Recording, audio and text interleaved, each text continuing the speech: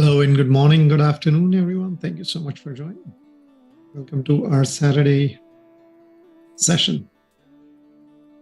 How are you all doing today?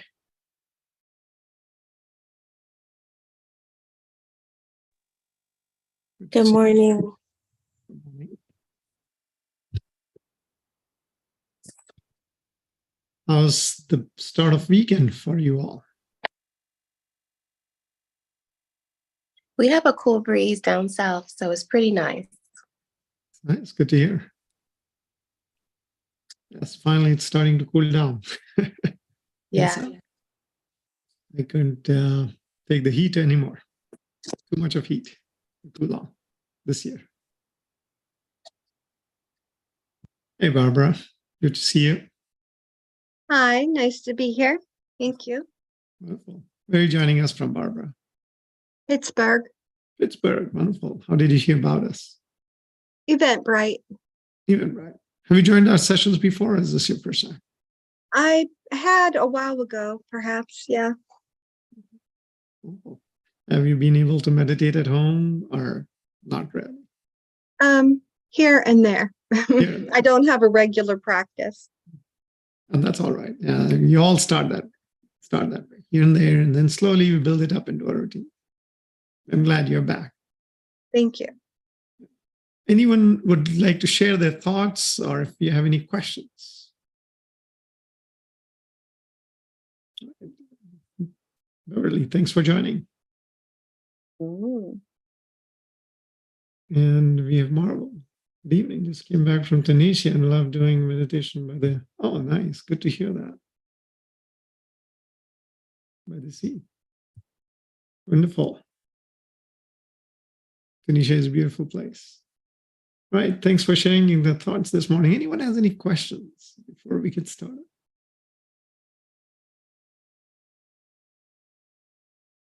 Because you're going to get silent. No questions by the end. At least I hope so. Become silent. So no questions? Very nice audience. All right, so we'll get started today.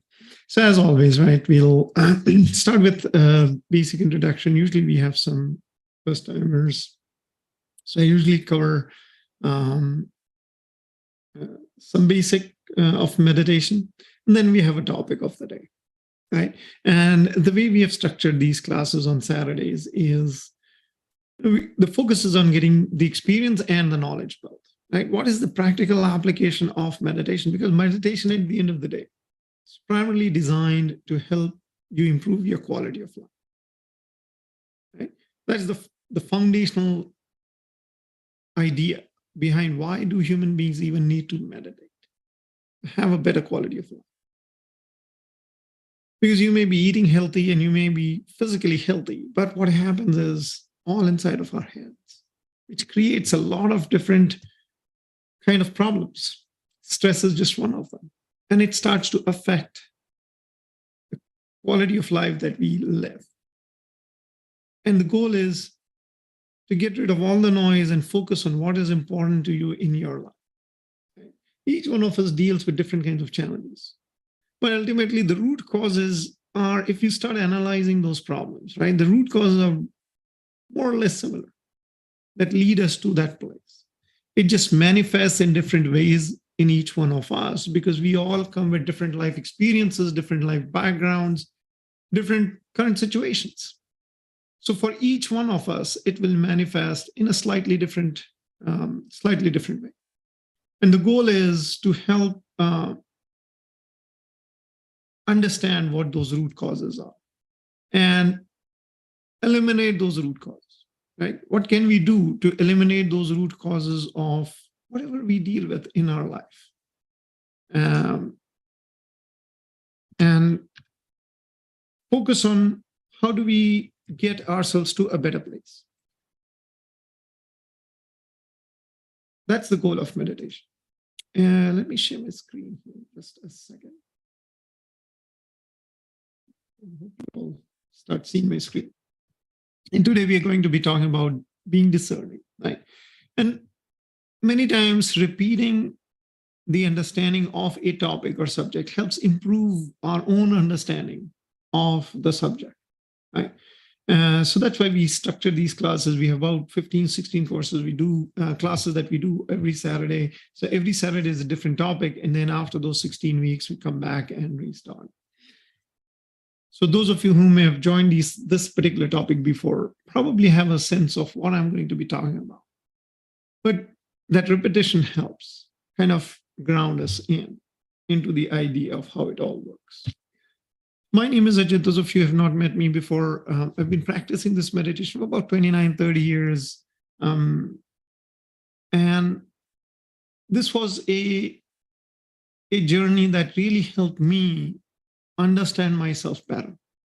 And the reason I stuck to meditation was because I could see that change in myself. Again, it was not a aha moment, one fine day, suddenly, the world was a better place for me. No, it was a slow and incremental change. But when I look back in time, 6 weeks, 8 weeks, 10 weeks back, and I'm like, I am behaving differently, or I'm responding to things differently, or I'm reacting to situations differently. So that made me question why. Why is that so? Why am I responding to the same thing that I know I had responded differently before all my life? And suddenly, why am I not responding in the same way or fashion? So I started to kind of break things apart and see, what am I doing different in my life? What has changed in my life? Have situations in my life changed in the last 6 to 10 weeks? Then I'm responding to the same situation differently. The only change that I could see is that I had started to meditate more regularly. And again, I was fortunate to have people around me who would prod me to sit down and meditate every day, because I was not motivated enough in the beginning to sit down and have that discipline to meditate 10, 15 minutes every day. I didn't have that. But there was somebody in my life, that was my sister, who would prod me every morning, hey, time for you to meditate. And I'm like, yeah, okay, fine. Just to keep you from nagging me all day long, I'll sit down and meditate. But I did not realize how it will start to have a transformative effect. Again, transformation is not something that, one fine day everything changes for the better. Transformation is always slow, steady, but it is persistent, like in nature, right? You plant a seed, just suddenly doesn't grow into a tree that starts giving flowers and fruits. It takes its own time, but every day there is an incremental change. And that change is persistent. It stays. It does not, go down and up and go down and up. Once a seed sprouts, it sprouts. Once it grows by an inch, it grows by an inch. It doesn't go back again. And that's how our system is. Once we start to make progress, we'll continue to make progress. But the requirement is that we meditate every day. We need to provide that nourishment. We need to fertilize and water that little sprout that has come up inside of us. And that's, what the founder of Sahaja meditation kind of built it into a very structured approach of doing it. So meditation itself was not a new idea or concept when she started Sahaja meditation in 1970. But how to approach it in a day-to-day life for an average person who's living a regular life. Because until that time, meditation was more for people who would, give up everything else in their life and focus on meditation as the purpose of their life. And she said that should not have to be the case. Every person on earth should be able to benefit from the practice of meditation. And hence she created Sahaja meditation. Right? And she always taught it for free, and she expected that everybody who's learned it will teach it for free. She was very clear that this cannot become a business or a commerce or a transaction where somebody is making a living or money out of it. She herself never made a penny out of it, and she, guided all of us who learned from her to not convert it into a business model. And that's why Sahaja is still taught free everywhere in the world, wherever you go. So the idea of meditation itself starts with first settling our attention. Because the attention is what creates that chaos of thoughts inside of us. And when that chaos of thoughts is running in the head, the attention cannot be engaged in any other productive activity. Plain and simple. When your attention is bothered by something, say you have a situation going on at your job, you'll be thinking about it all day long, every day.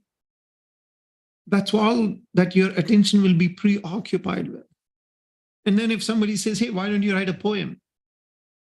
I just don't have the time. I'm too busy. Although when you were in high school, you may have written some good poetry. But right now, you're so obsessed with this problem situation going on at work that your attention just doesn't get that creativity inside of you. Right? So the attention is not able to be productive in a positive way because it is preoccupied by a situation, in this a negative situation that is consuming. And that is what happens with it. We take a problem, we get consumed by it, and then we're not able to focus on anything else. The productivity goes down. We are still living our life day to day. We're still, going about doing the grocery shopping and the cleaning and whatever needs to be done to live the routine of life. But that productivity, the output of what is this life that I live today, give me satisfaction with what I did today, right? When I look back like yesterday or last week, do I feel satisfied with what I did? And I felt like, I did accomplish something. An accomplishment doesn't have to mean that, you made more money last week or, somehow you got more recognition. It means, do you feel satisfied by it? That sense of satisfaction, because it affects your third chakra. The third chakra is very important because that is what inculcates a sense of peace inside of you. Right? So that satisfaction is important with whatever you've chosen to do in your life, with your day-to-day. Or is it just preoccupied dealing with some problem or some noise or some nonsense somewhere going on in life? Because they will never go away. They'll always be there. How we respond to them will change. And that's why today's topic becomes even more important, right? Where we are going to be talking about this power of discretion. So all of this, as those of you who have joined these sessions before know that these positive strengths that we have are innate to us. We are born with them. Just as we are born with 10 fingers and 2 arms and 2 legs and a brain and 2 eyes. It's not a novelty when you see another human being. Oh, wow, you got 2 arms and 10 fingers. Hey, that's normal, right? If somebody does not have an arm, then we're like, oh, what happened, right? So we are expecting that out of our physical characteristics. Similarly, as we have those physical traits that we are all born with, no matter which part of the world you're born in. You could be born in Africa, or you could be born in Denmark, you could be born in China or Japan or in the US. We all have the same physical traits. We all have 2 arms, 10 fingers, 2 feet, 2 eyes, 2 nose, 1 nose, 2 ears. Similarly, we have 7 chakras we all are born with. We all have it inside of us. And these chakras bring exactly the same positive traits, no matter which part of the world you're born in. Each one of us has those. It's just that we don't see it with our naked eye. And because we don't see it with our eyes, we don't know that they exist. But we can experience it. We can experience it. We can sense it. Right? So, and you may meet a total stranger, and suddenly you build a connection with them. So you met them on an airplane, at an airport. You started talking about something. And suddenly it seems like you've built a connection with them. Total stranger. You didn't know that person until that moment of your life. Right? But then there could be people in your life that you have known for all your life, but you're not able to build that connection with them. And we all have those things, right? Why is that? It's that chakra to chakra connection. When your positivity of your chakra connects with the positivity of the other chakra, you immediately feel it, you sense it. You cannot nail it. You cannot tell where it's coming from. What is it that connected the two of you. That's how friendship is born, right? And that's why, you could be born of the same parents, but you may not have that connection, that bond, right? People drift apart from their own siblings. You may have grown up for 15, 20 years of your life under the same roof. But as you grow older, you move on to your lives and you don't have that connection. That connection is lost. Or sometimes some siblings have an even stronger connection when they have moved apart physically. Where is that bondage coming from? That bondage comes from these chakras. When your positivity of your chakra connects with the positivity of the other person's chakra, the bond gets created. That bond gets established. And it gets established at various levels, right? And various things can connect. So each chakra can connect that bond, right? When you are a person who's simple and honest and genuine, that quality of honesty, genuineness, simplicity comes from the first chakra, foundational, basic qualities. And when you meet another person with similar trait, you bond, you connect, you can sense it. But when you meet a complicated person, you somehow just don't feel that connection. Person who's complex by nature, who's manipulative by nature, who's not simple. Somehow you will feel a friction with them. It may not be argumentation or anything. You just will not feel that connection with them. Why? The reason is because your first chakra is just not responding to the energy of their first chakra. It's just not gelling together. It's as simple as that. And that's why we don't get along with every person we meet. That's why every person we meet doesn't become our best friend. And that every cousin doesn't become your most favorite cousin. Because that connection has to gel somewhere at some chakra. And it can be at more than one chakra, right? There are some people that you feel extremely comfortable with. Extremely, you're willing to share everything with them and they're willing to share everything with you, and you're open and you discuss your problems and the good things in life and the not so good things in life with them because you feel that comfort level. Why? Because your connection is not just at one chakra, it is at multiple levels. Like the intellectual connection, when people find intellectual parity, it's because of the second chakra. The second chakra is what gives that creativity and the thought and that curiosity to learn more knowledge, seek knowledge. That comes from the second chakra.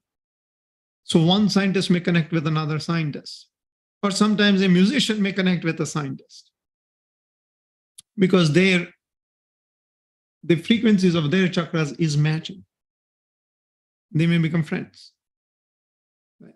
So it's not always that a musician will only become friends with a musician and a scientist will only become friends with a scientist. And that's also the reason why two scientists may not get along together. They may become rivals. Because again, their energies are not gelling together, they're repelling each other for various reasons, right? And these various reasons comes from these different other chakras. Is the repulsion from other chakras greater than the attraction of the two chakras that exist, right? That brings people together. Right? And that is where the discretion applies. Right? The power of discretion in us is a very powerful thing. It gives you the ability to make the right choices for yourself. In the spur of the moment, when you don't have too much time to analyze too much data and try to think through it for a week. And a lot of successful people will say, many times they make these decisions by the gut, right? Where is that sense coming from? That this is right, this feels right, this does not feel right.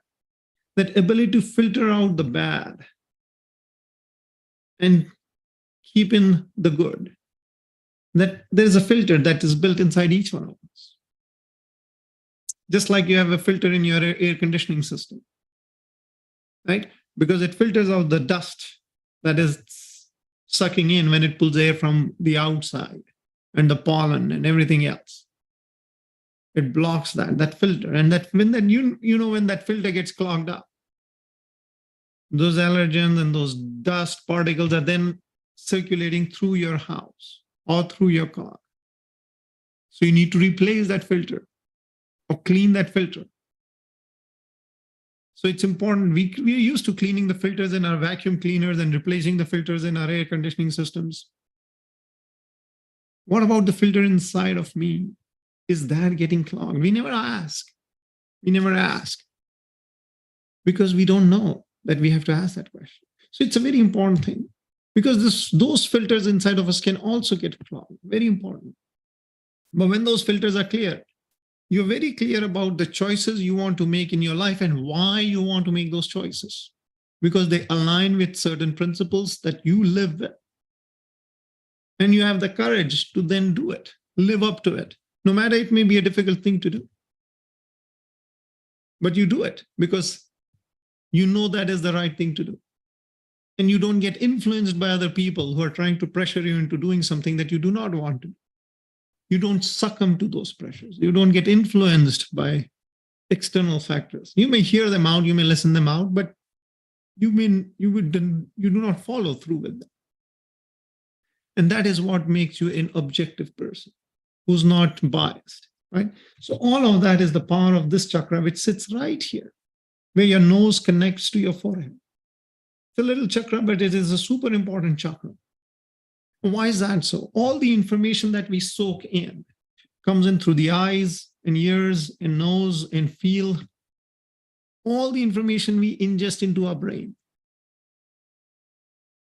flows through this chakra. This is the filter that is built inside of us. Just as, all your internet connections, they go through some filters on your computer or on your phone. And if there is a bad website or something, these days it starts popping up. Hey, warning. This is a dangerous place to be. Are you sure you want to go there? Why? Because it's filtering out that bad website or bad content, right? Those tools are being built. Similarly, this tool has existed inside of us all our life. And this is a very powerful tool because all this information we ingest from the ears, eyes, nose, through a feel, it flows through this chakra and then enters into the brain. And the brain then processes that data, that information. So when this chakra is clogged up, we tend to make wrong choices. We tend to get confused. It starts with confusion, not being sure. Do I do this or do I not do this? Or maybe he's right, maybe not. Right? When you're presented with two conflicting data points, you don't know whom to trust. And that is where the power of discretion comes in. You have that clarity of thought. And you know the right from wrong, good from bad. And that guidance comes from your first chakra, that wisdom to be able to pick the right one and not the wrong one. By and large, generally, every once in a while, some bad stuff will get in and you will make a wrong choice. And that's okay. We are human beings. We're not perfect. Right? And that's all right. But by and large, if you look at your life, you would have made the right choices for yourself if this chakra is clear. You don't get influenced by rhetoric or charisma or other things, right? You don't get influenced by, hey, this pop star is doing these things, so I'm going to do the same thing. Or this politician believes in these things, so I follow that politician or I like that politician, so I'm just going to start believing in the same things he or she is preaching without applying your judgment to it. Is that person right or wrong? Without applying your own filter of discrimination to it. You just do not follow people blindly. That ability not to follow somebody blindly, but to apply your own judgment comes from this chakra. So very important chakra. Right? And you feel it right here. And this Hansa chakra gives you that capability to be an independent decision maker. You're not dependent on others to guide you, tell you what you should be doing. So questions, thoughts before we get into meditation.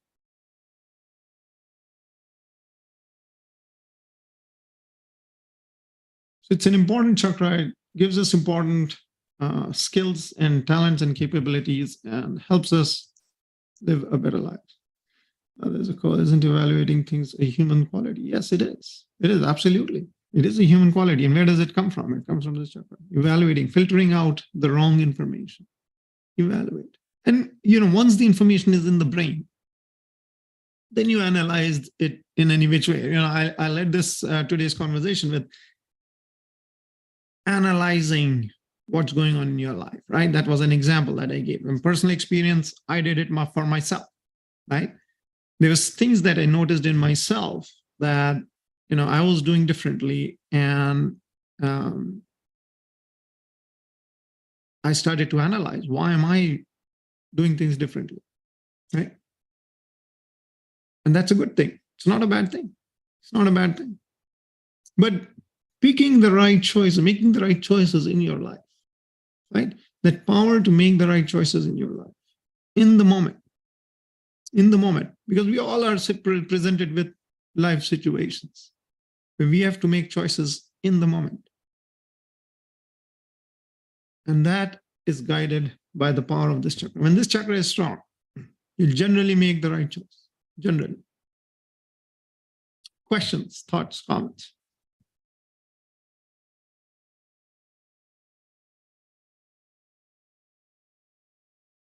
It's like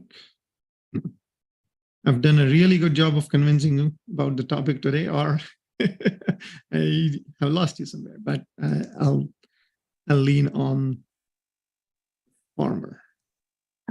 Quick question, Ajit. So this chakra is right below the third eye, is it? It's right where your nose connects to your forehead, right there. Go to the all the way to the top of your nose, that bone that connects to your forehead, right where that little ridge is. Okay. Right So it's not the third eye, it's below the third eye. Yes. Okay. The third eye is right in the middle of the forehead. This one is right below it. Okay, thank you. And one other question I wanted to ask. I know this is, we're talking about discretion and having the ability to distinguish right from wrong and taking the right decision. Sometimes we tend to not do that. And I was just trying to understand, like, people get panic attacks and people get stressed. So how are they kind of connected to this? And are they all connected? Is it because of their inability to judge? Is that how? No, those two are not necessarily connected to each other, but one can influence the other, right? Panic attacks are generally a function of the heart chakra.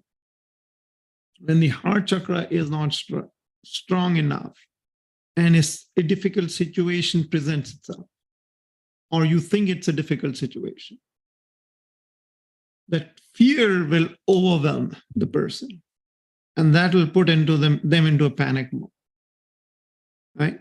So it's that is panic attacks are primarily a function of the heart chakra not being strong enough, or person not being confident in their own ability to handle the situation that they've come across.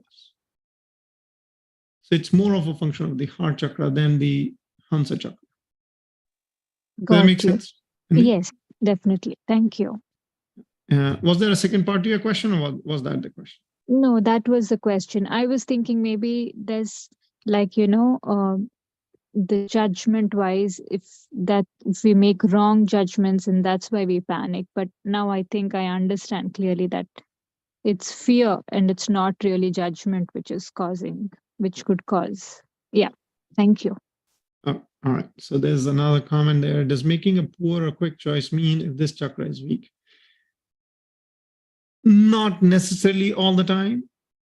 If we have a pattern of making wrong choices, then yes, right? If there's a pattern, right?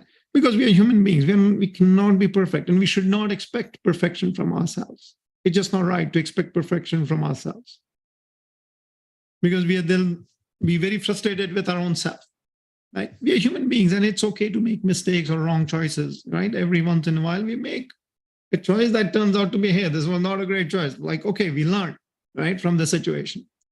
But if there is a pattern, right, of making wrong choices, then yes, then this is a chakra that is not functioning at the level that it should. It's not doing its job. That filter in us is clogged. Something needs to be cleared out. And what clears this out is when you meditate, your Kundalini, as it rises through your central nervous system, right? As you've probably heard me say this before, this Kundalini has the ability to cleanse this. It's like, that hose, that high pressure hose, right? When it hits the chakra, it cleanses out whatever clogs that chakra, right? And it's only your Kundalini that can fix anything that is putting that chakra out of balance or making the chakra operate at a lower efficiency level, right? There's nothing else in the world that can fix it. It's only your Kundalini that can fix it. And you have to learn to maneuver it, to channelize it, to make it do the job, right? How do we do it? When we meditate. When we meditate, the Kundalini begins to rise. And your awareness about your own chakra begins to grow. As the awareness begins to grow, you become aware that something's going on with me. Some chakra is off. There's some imbalance going on in my life, right? So then you can maneuver the Kundalini to work on that particular part of that chakra inside of you, right? And that is where the power of meditation comes in. Learning how to maneuver your strengths to counterbalance what is challenging you at the time. That is the practical outcome of meditation. How can I apply what I have learned to improve my day-to-day? Right? That is the power of meditation. Right. Any other question? So Adam, feel free to ask questions. There's no wrong questions, there are no bad questions. This is an open forum. There's no judgment of any kind. We're all in it together. We're all learning and growing together. I may have just started a few years sooner than you. Doesn't mean I'm any more better or anything. It's all about learning and growing together. That's the purpose. All right. So feel free to ask questions if you have a question. Don't hold it back. All right.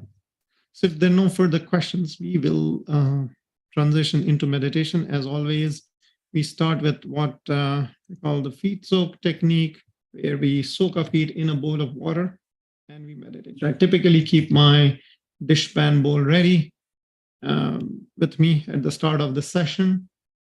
Throw in a little salt. You use warm water if you're feeling sad, melancholy, but if you're feeling agitated or if your brain is just racing with thoughts, then you want cooler water, right?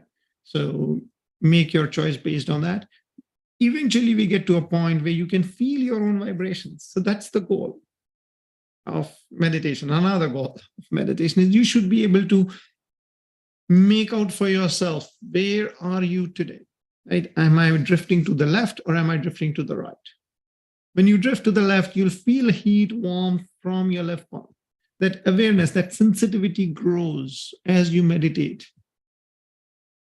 And it's not about, meditating half an hour once a week or, twice a week. It's about doing that 10 minutes every day, right? As you meditate, the strength of this Kundalini inside of you grows. It's like a plant, right? When you plant it, there's a little shoot that comes out as a root and then starts to go deep. But as the plant grows, more of these roots start to penetrate into the soil and they start to provide foundational strength for the tree to grow, right? Similarly, this Kundalini, as it rises through us, it goes and works on these chakras and it starts to penetrate more and more deeper, and the strength of that Kundalini begins to grow inside of you. It's a function of time. But if I don't nourish it with meditation, then it starts to shrink back. All right. So it's important that we meditate. So warm water when you're feeling sad, melancholy, depressed about something, angry, upset, agitated, too much thought going on inside of you, use cold water. All right. So I'll take a pause here for a minute or two, pull out my foot soak bowl. If you've got yours, please feel free to pull yours. Then we'll get started with our meditation.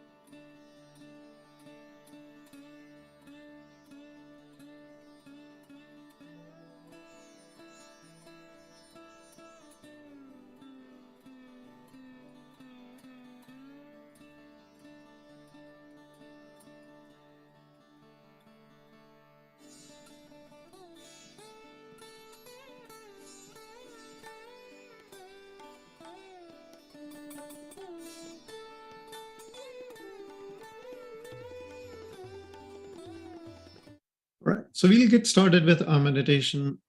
And for those of you who have joined the sessions before, probably know the drill. What we do is raise our own energy using our two hands. We keep the left hand in front of our hip. The right hand goes behind the left hand. Spin it over and above, around the left hand. Take it to the top of the head. Tie a nice big knot at the top. What we're doing is using the power of the left side, which is the power of desire. Using the power of the right side, which is the power of action. Binding the two together and expressing our desire for this Kundalini to be awake in us and tying it to the seventh chakra. That's what we are doing. So we do it 3 times because we have 3 channels of energy.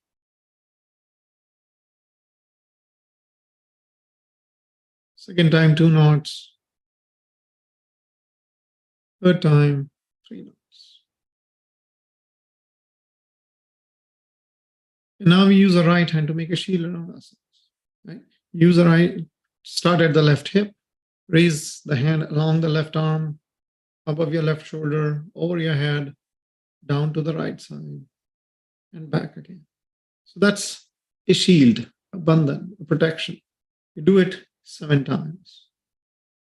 It's also called the kavach in Hindi language.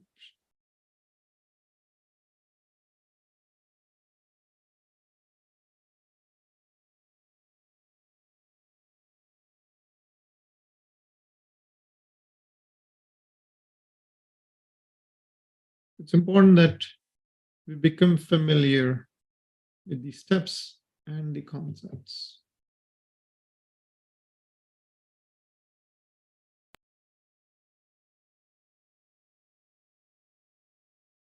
Close our 2 eyes. Gently, not too tight. Make sure you're not squeezing them tight. Just gently closed. Just relax yourself. Relieve all the pressure on your body. Many times we sit in a posture that puts pressure on certain parts of the body. Make sure you loosen it up.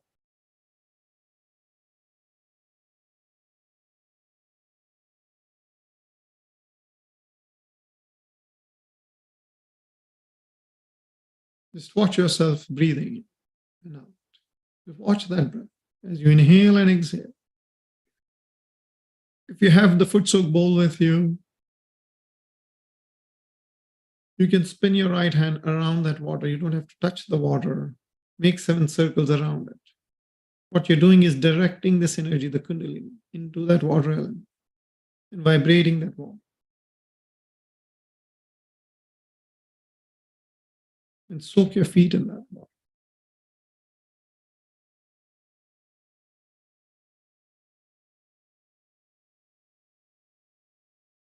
Mother Energy, please remove all the imbalances from my chakras and from my channels through the water element. Mother Energy, please remove all the imbalances from my chakras and my channels through the water element. Prayers, they are very strong. It works.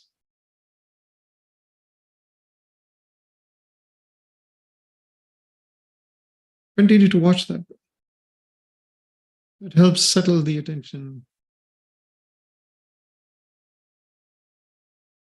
And now we inhale a little more. Fill up our lungs. Feel the tightness in your chest and hold it for a few moments.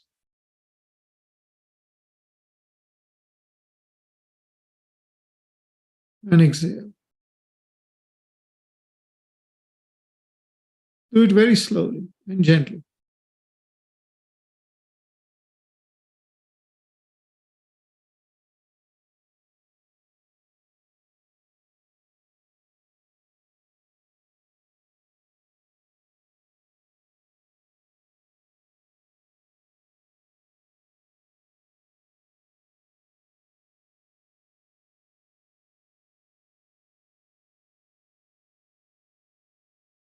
Do it a few times.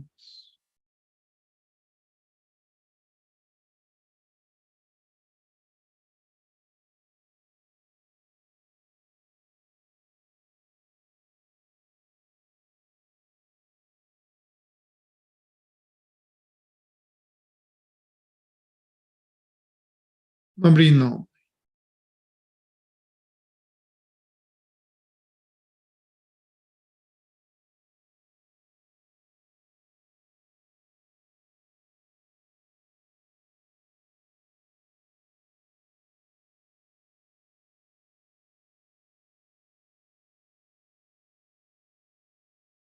Now just cup your right palm, put it in front of your hip, with the fingers pointing inwards, towards your body. Keep it a few inches away from the body. Now raise it up along the central channel. Bring it to the top of your head and drop it. Just cup your palm, put it in front of your hip, and slowly raise it.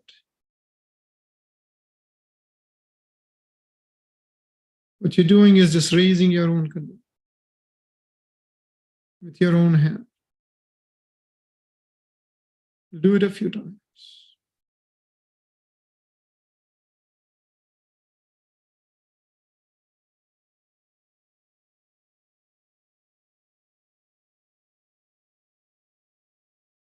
And as the meditative experience grows deeper, you'll start feeling it as this energy moves through you. Your sensitivity to these things will only get better with time.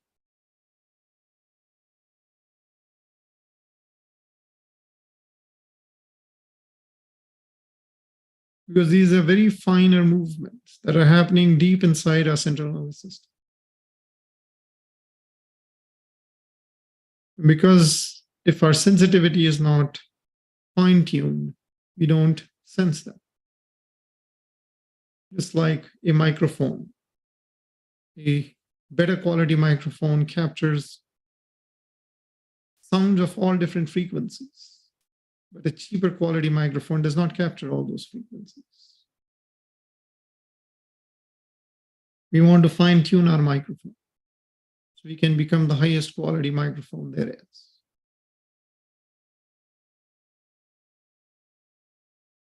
Now we put our right hand towards the floor. If you're sitting in a chair, just drop your right hand towards the floor. If you're sitting on the floor, just put your right hand on the floor. Now bring your attention to the left hand.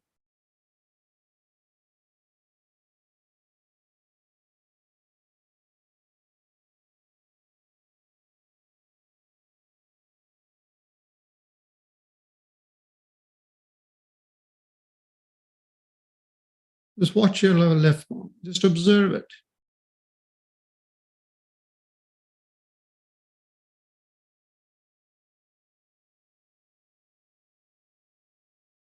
What we're doing is using the earth element. We use these natural elements, the water, earth, air, ether, fire, to balance the energies on our chakras.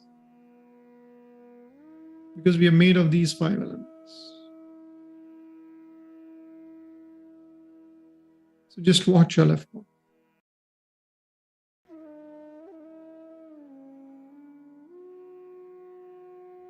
Mother Earth, please remove all the imbalances, all the lethargy, all the sadness from our left channel.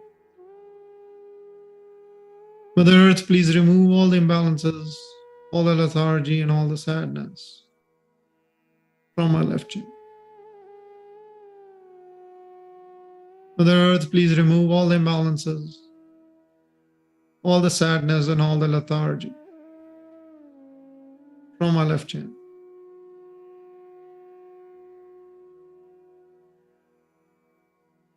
You can say that a few more times. Just watch your left palm.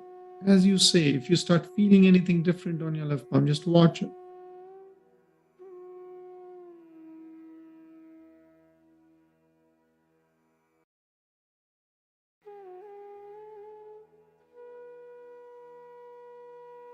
As I said, we are fine-tuning our own sensitivity. We are fine-tuning our instrument.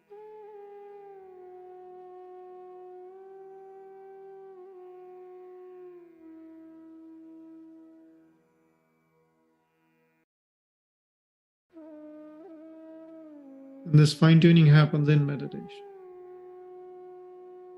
in silence.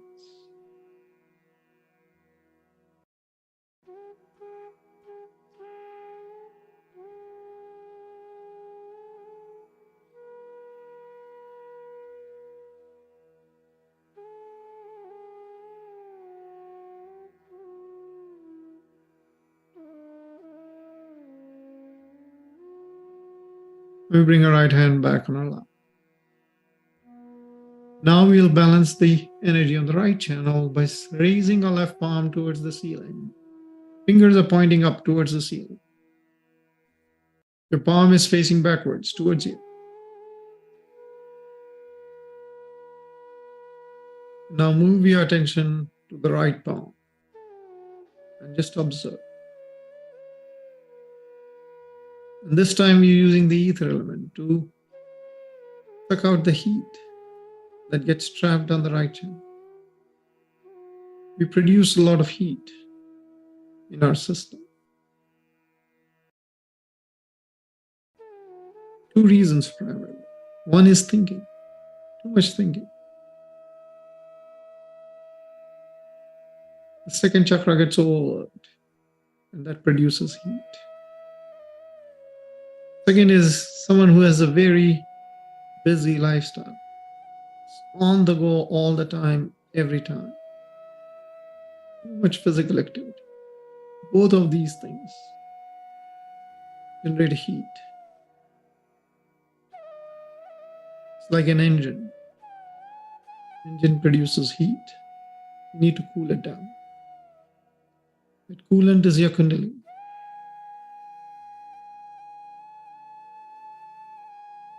Mother energy, please remove all the heat, imbalances, anger, and aggression in. Mother energy, please remove all the imbalances, heat, anger, and aggression in. Mother energy, please remove all the imbalances, all the heat, anger, and aggression in.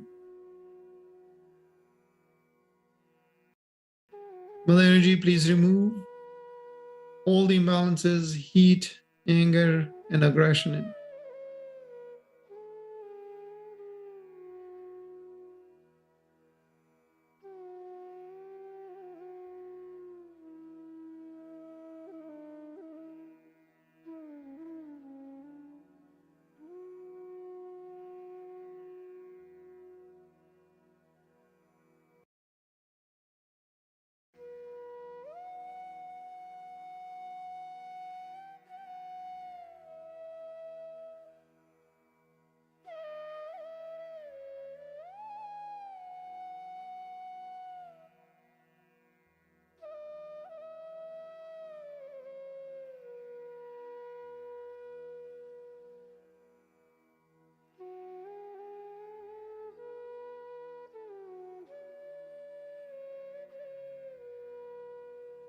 You can bring your left palm down. Now just rub your two hands. Rub them really, and then put them back on your lap, open, facing upwards. Now just observe what you feel.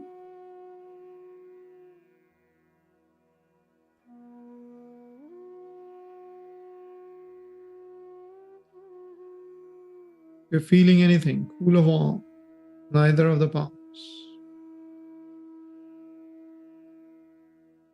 Any kind of tingling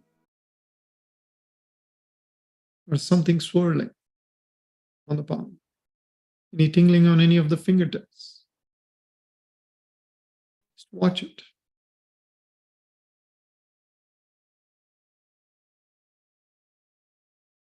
So during these Saturday sessions, we'll be fine-tuning our own awareness.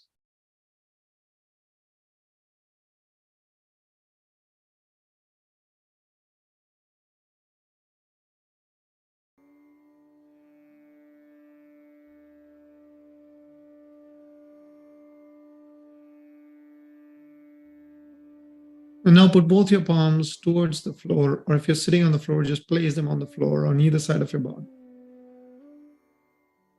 Now bring your attention to the top of your head.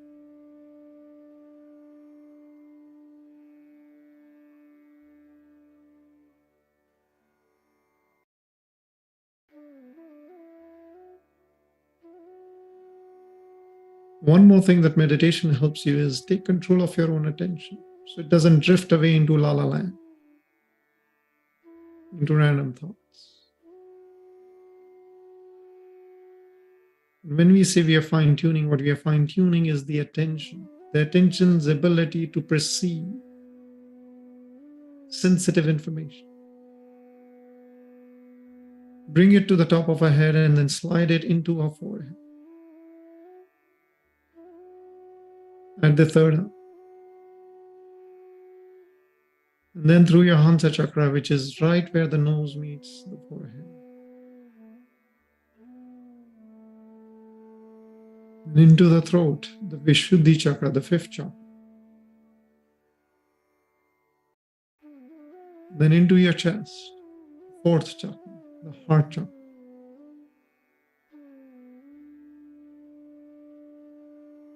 Into your stomach, the third chakra, Nabhi chakra.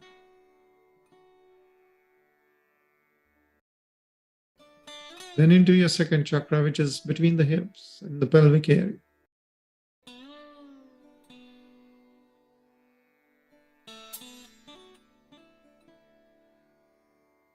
And then into the first chakra, which is right at the tailbone of your spine.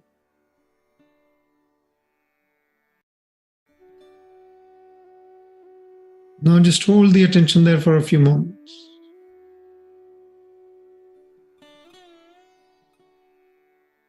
It's important that this chakra be connected to the earth element, the Mother Earth.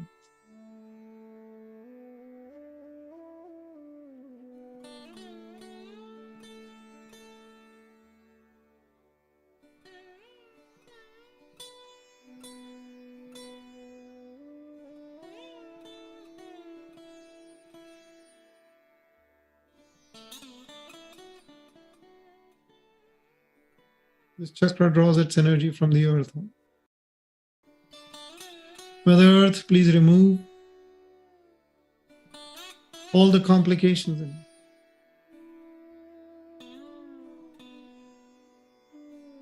Let me become a simple person.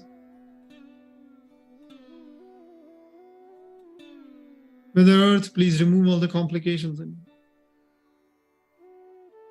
Let me become a simple person. Remove all the angularities in. Please remove all the angularities in.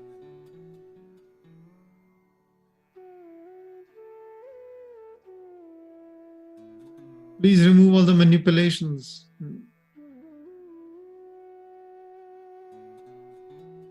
Please remove all the manipulations and angularities.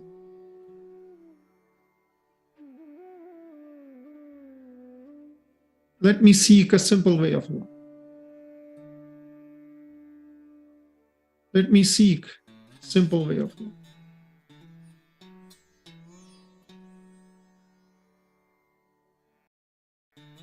Let me enjoy and relish my innocence.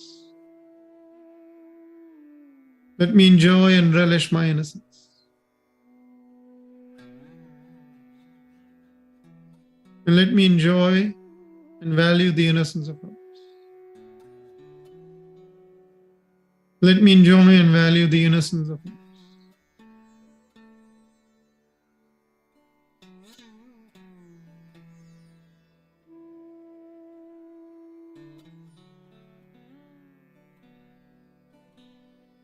Just hold the attention there for a few more moments.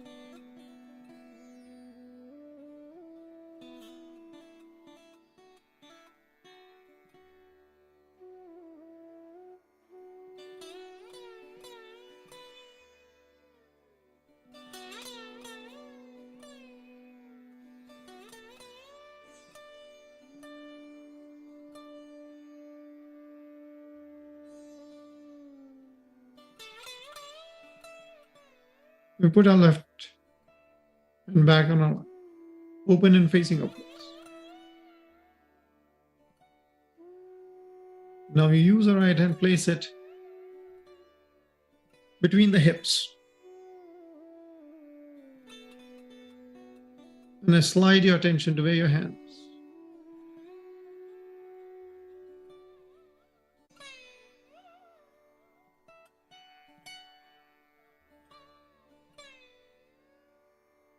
Between the hips.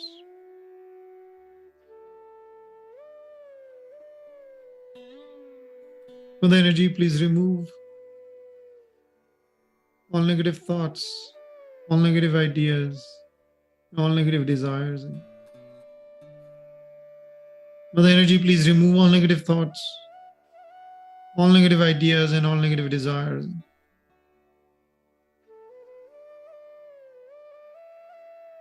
Let my attention seek positive knowledge.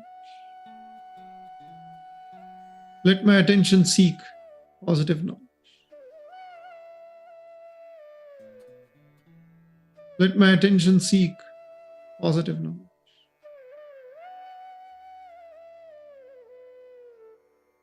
Please remove all the anger and reactions from my attention. Please remove all anger and reactions from my attention. Please soothe my attention. Please soothe my attention. Please soothe my attention.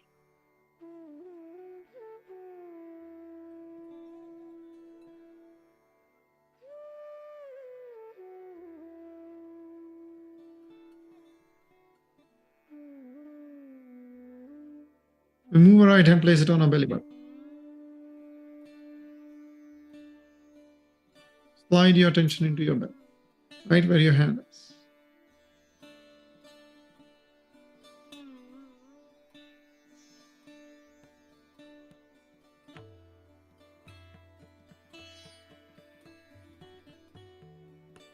Mother Energy, let me be my own guru, my own teacher, my own guide.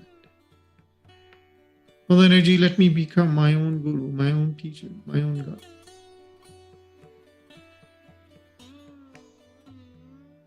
Mother Energy, let me become my own guru, my own teacher, my own guide.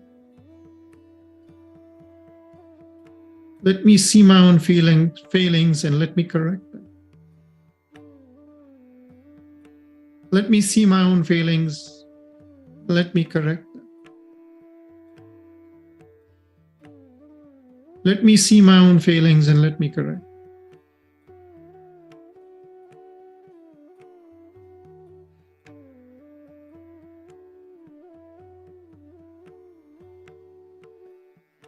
Remove my attention from material pursuits.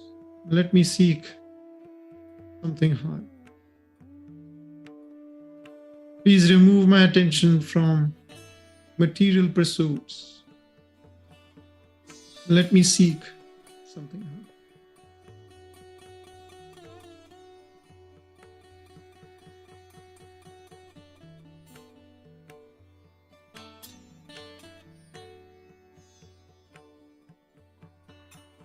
Please fill me with peace. Please fill me with peace. Please fill me with peace.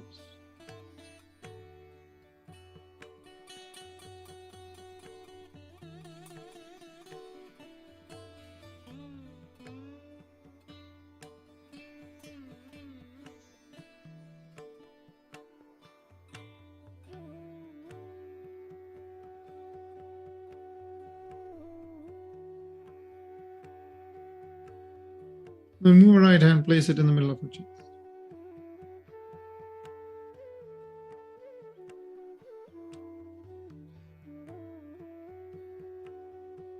Bring your attention into your chest.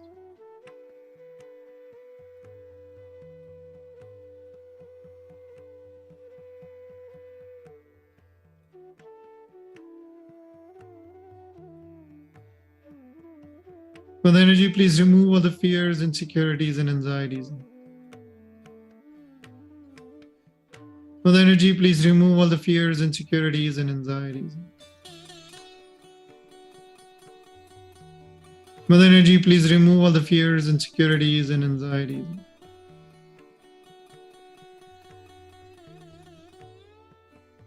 Let me not be afraid or fearful of anyone or anything, but let me be confident. Let me not be afraid or fearful of anyone or anything. Let me be confident. Let me not be afraid or fearful of anyone or anything. but let me be confident.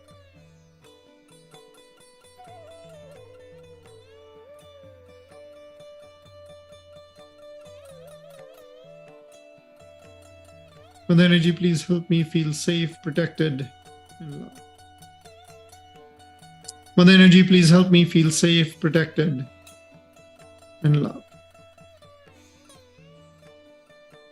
Mother Energy, please help me feel safe, protected, and loved.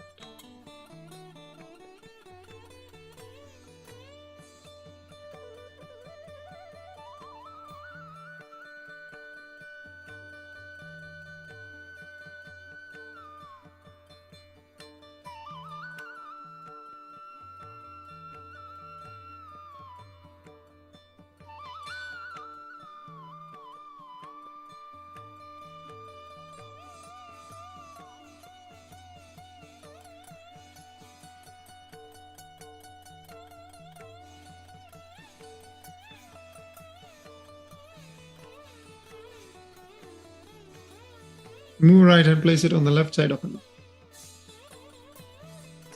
You can turn your head to the right slightly. Get a nice grip where your neck and shoulder connect. I'm not guilty at all. I'm not guilty at all. I'm not guilty at all. I'm not guilty at all. I'm self-respect and self-esteem. I'm self-respect and self-esteem. I'm self-respect and self-esteem. I respect myself and everyone else. I respect myself and everyone else.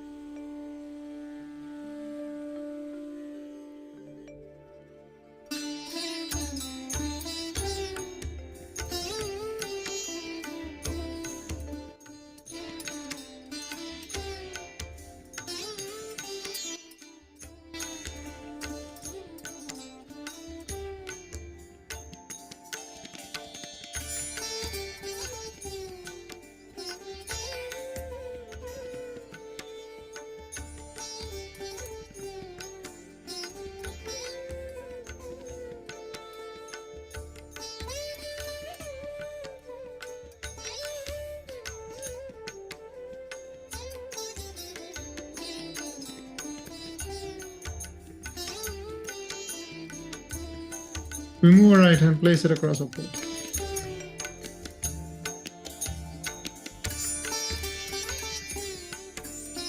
Give it a nice squeeze. I'm not the ego and I'm not the conditionings. I am the powerful. I'm not the ego and I'm not the conditionings. I am the powerful. I'm not the ego and I'm not the conditionings. I am the powerful. I forgive myself and everyone. I forgive myself and everyone. I forgive myself and everyone. I let go and I forgive. I let go and I forgive.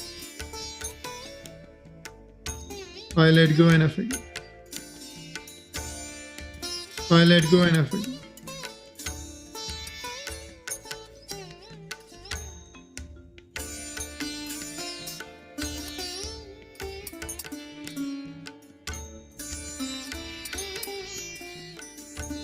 Now we use the ring finger on the right hand. Place it right where the nose connects to the forehead.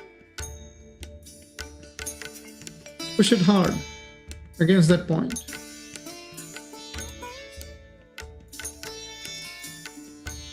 Mother Energy, please awaken the power of discretion.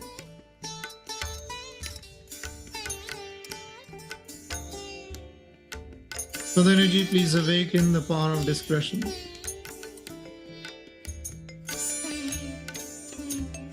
Mother Energy, please awaken the power of discretion.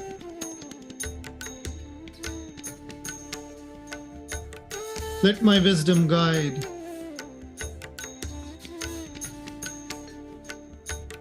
Let my wisdom guide. Give me the ability to discriminate right from wrong and good from bad. Give me the ability to discriminate right from wrong and good from bad. Let me not be judgmental and biased. Let me not be judgmental and biased. Let me be honest and objective. Let me be honest and objective.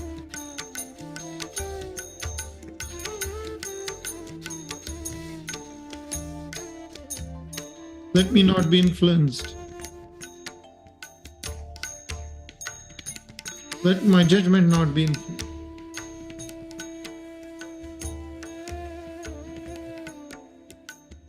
Let me not be influenced and let my judgment not be influenced.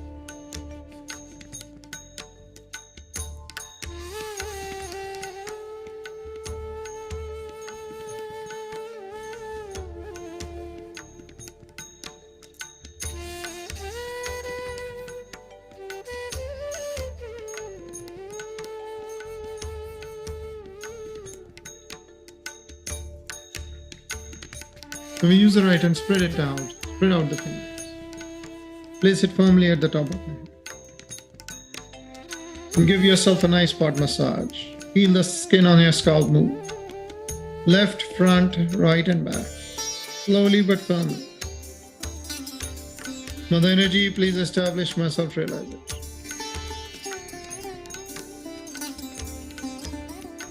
Mother Energy, please establish my self-realization. Mother Energy, please establish my self-realization.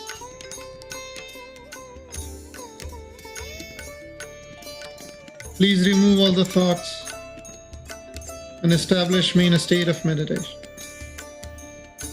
Please remove all the thoughts and establish me in a state of meditation. Please remove all the thoughts and establish me in a state of meditation. Please remove all the thoughts and establish me in a state of meditation. Please immerse my attention in a state of thought-free meditation. Please immerse my attention in a state of thought-free meditation. Please immerse my attention in a state of thought-free meditation.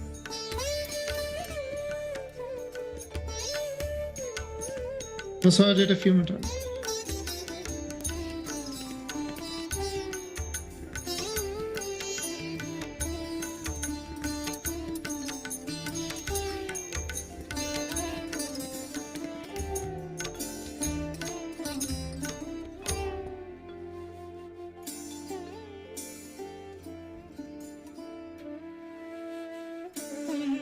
Now you can bring your right hand down, put it on your lap. Now relax your body. Relax your shoulders and your arms.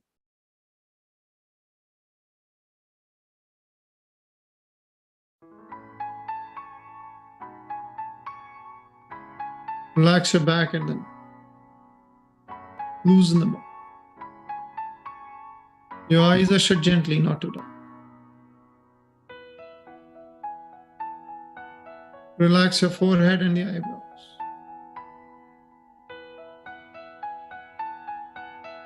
Relax your face and cheeks.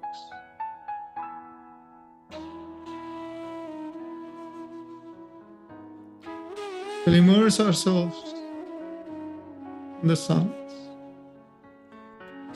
Some more time.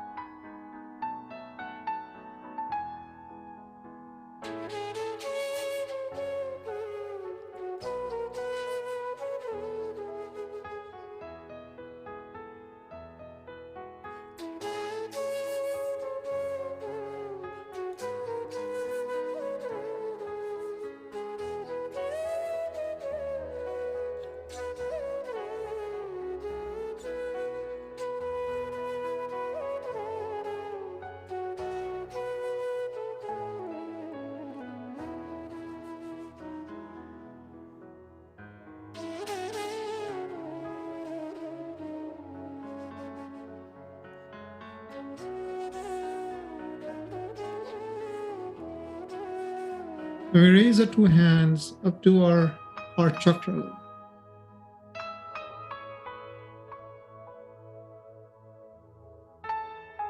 Keep your palms open.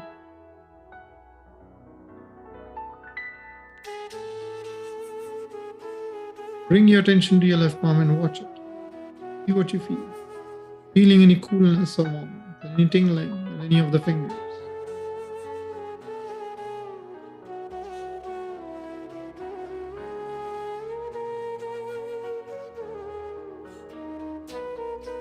Bring your attention to the right palm.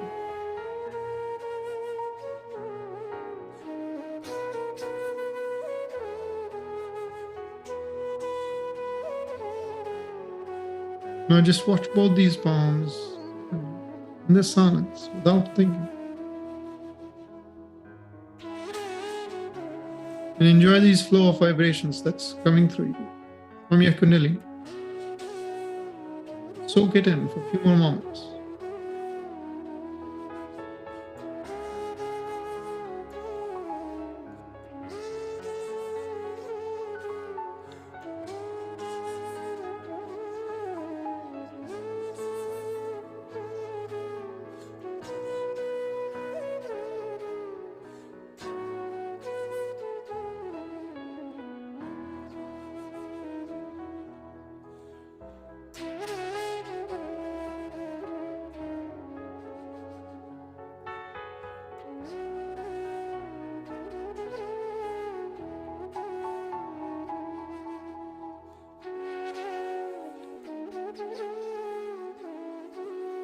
Now we bring our two hands together in a Namaste pose and express our gratitude. Mother Energy, thank you very much for rising through me, balancing my chakras, letting me experience the silence within, for establishing my attention in a state of meditation.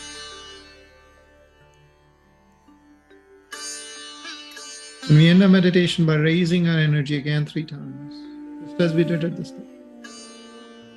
Spinning the right hand around the left, taking it to the top of our head, tying it firmly.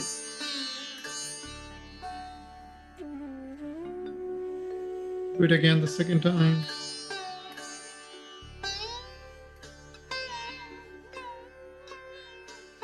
And 2 knots. Then the third.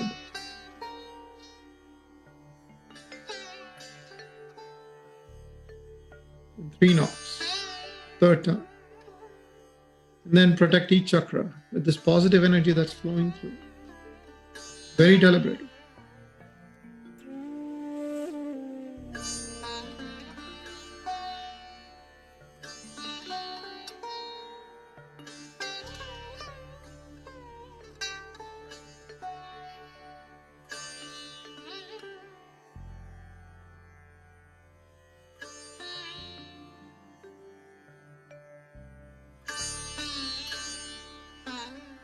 Now, if you're using the foot soak bowl, good time to rinse your feet. Wipe them dry.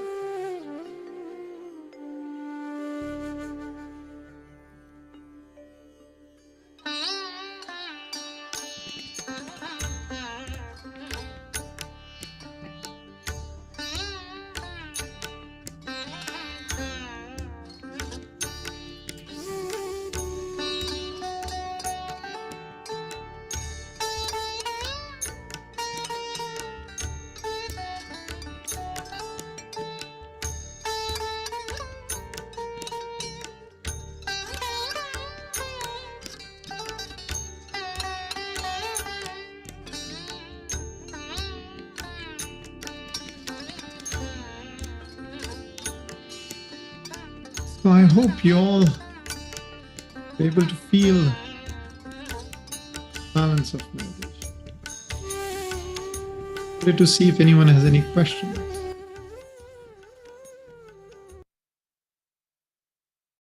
The pasted links to the content from today. Feel free to join our WhatsApp group if you're not already on that group. A bunch of resources that we make available. Only ask is meditate. Find those 5 or 10 minutes every day. It really starts to build up. I'll keep the session open again for a few more minutes and see if anyone has any questions or thoughts, comments to share. If you don't have, just hold on to that silence within you and enjoy the rest of the. Thank you all for joining. Oh, you have a wonderful weekend ahead.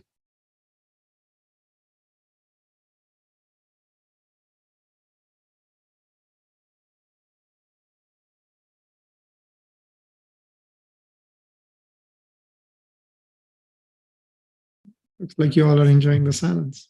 Let you hold on to that silence and take it with you for the rest of the afternoon. Thank you.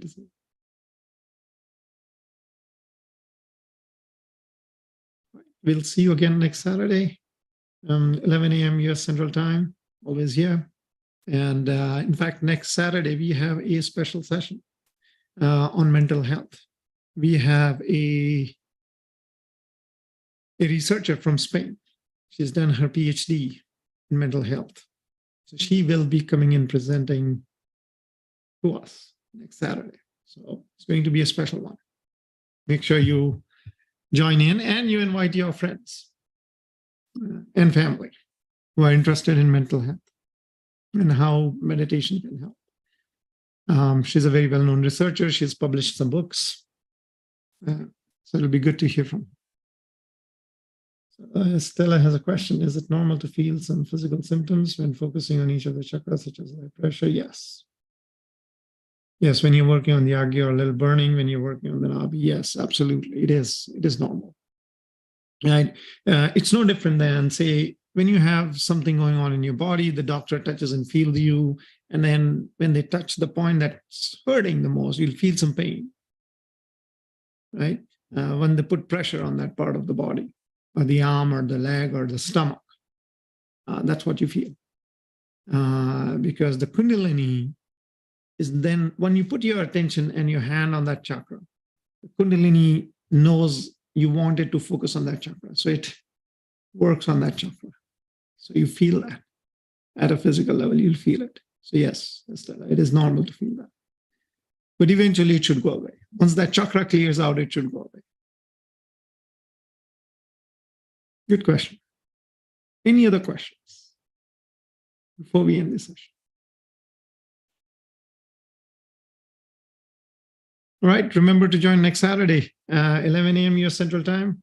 We'll be having Dr. Katya join us and talk to us about mental health and meditation. Thank you all and wish you all a wonderful rest of the weekend ahead. We'll see you again next Saturday. Bye for now.